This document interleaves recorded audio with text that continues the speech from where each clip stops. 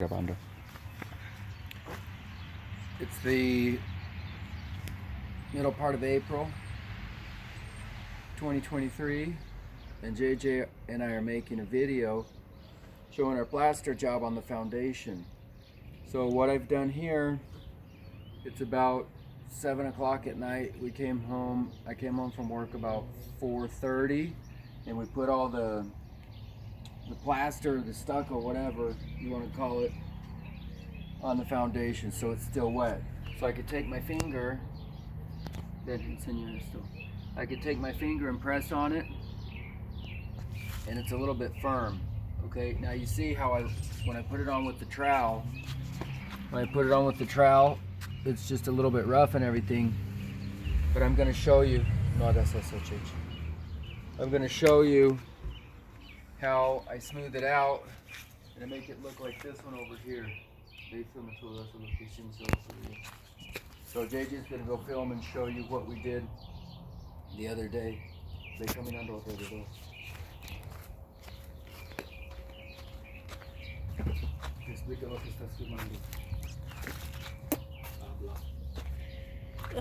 is the foundation. It was all broken up. We added some concrete and water and then applied concrete onto it so that it would stick on and fix all this. Then we smoothed it out. So what JJ's saying, he was saying it was broken. It's really not. There was a part of the section here on the old house that we didn't pour. There was a little crack or whatever from before it had some paint. We chipped the paint off and we covered it so now it all looks new. But I'm going to show you what the foundation looks like when it's new before it gets plastered. So let's walk over this way.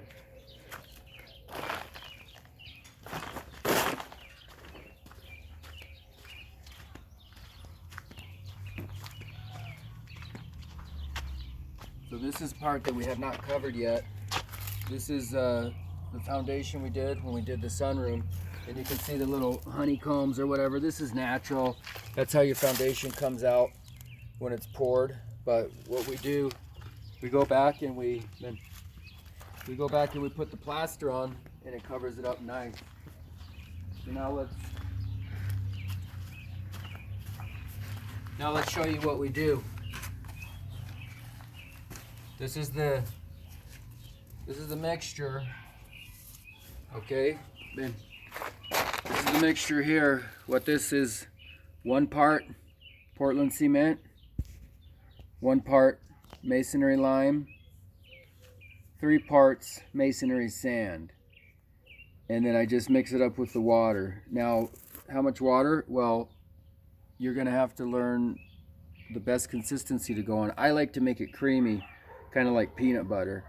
So on the bag, they tell you how much to mix up, but to me, I like more cement and more lime than what they recommend because then it goes on creamy and it's easy to put on.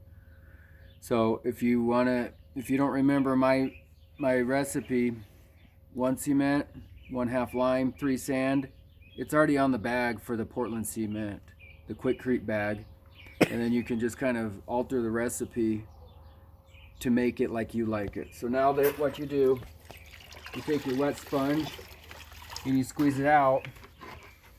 Oh, some people use the float, but I don't like the float. I like the sponge better. And I just take it lightly like this. See what it's doing? It's bringing out the sand, and it's also smoothing out all the ripples and everything.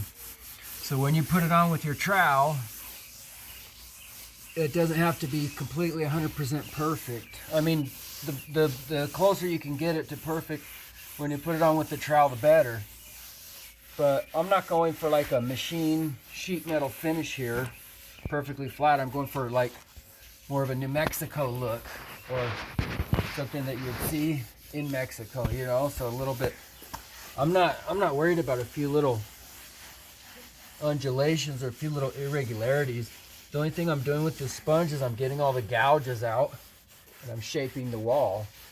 And so I'm taking the sponge and I'm kind of just bending it with my hand just to smooth out. I'm just doing like the Karate Kid wax on, wax off. And I can go pretty vigorously. The more vigorously I go, the more it takes off. Okay, then over here on my corner, I can just angle my sponge like this, and I can shape this corner up and round it off. Okay, and then if a little piece breaks off, I could just take the little drippies and I can shove it back in there, and I can just touch it lightly and shape it up. Okay. So then, I mean, that's all I'm doing. I'm just taking the sponge and then smoothing this off myself. And the longer this sits on here, the harder you're going to have to push. So don't wait too long to get up on it. But if it's kind of sagging and falling apart, then you know it's still too wet. Okay? So then once your sponge gets all loaded up like this, just take it in the water and rinse it out and squeeze it out. And then once you get the cement out of the sponge, then the sponge is going to cut better for you. Okay, so watch. See, I got a big spot. See how that sponge is cutting it down? I'm pushing a little bit harder. I'm scrubbing. Okay. And then, see these divots right here that it left? I don't like those, and so I can take some of my drops and I can put them on right there with the sponge and fill those little divots in. Okay. I should have done a little bit better of a job with the trowel right there, but I can fix it with the sponge. And again, because I'm not going for a machine smooth finish, I can have little divots in under my sponge finish, and it's going to be fine. So then later, what we'll do in a few days is we'll put an elastomeric paint on this, and what that elastomeric paint will do is it'll seal all this plaster, because any cement product is porous and it'll let water in. So by us putting the elastomeric paint, then that's going to seal off the foundation, and it's not really going to crack as much. Even if I do get a little crack in the plaster, all I have to do is jam some more of that elastomeric paint inside the crack, and that's just a good way to fix the little cracks that are going to appear, the little hairline cracks. So anyway, JJ is going to tell you what he did to help out, and so turn the camera on yourself and tell him what you did to help out. I first started applying the concrete mixture, watering concrete, and poured it all so that when we actually applied the real concrete, it would actually stick well. I covered the whole thing, and we put all the concrete on, and then we let it dry for about an hour or two. Hazlo de la pintura. Lo que pintaste con el cepillo. La brocha.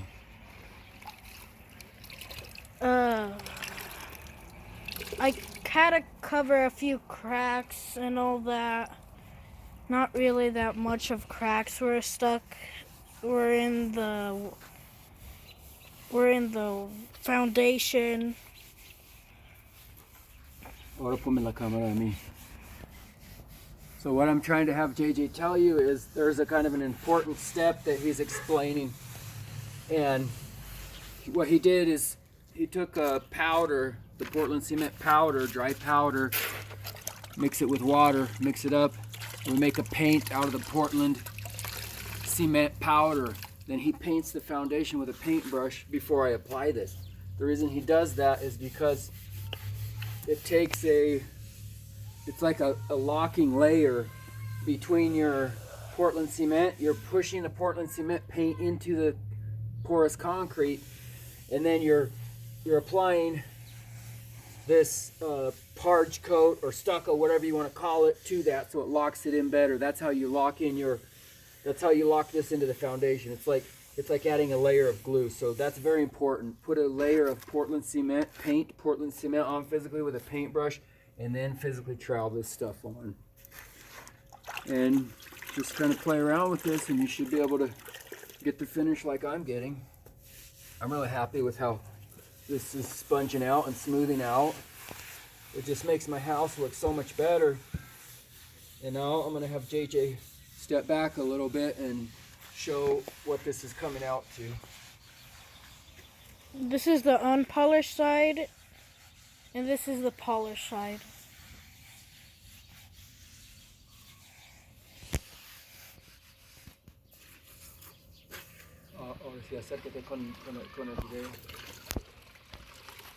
So this is all we're doing. We're just polishing up our foundation. So if I get little holes, I can take the sponge and I can rub, just keep rubbing on there with the sponge until I fill those holes up. So I think you get the idea.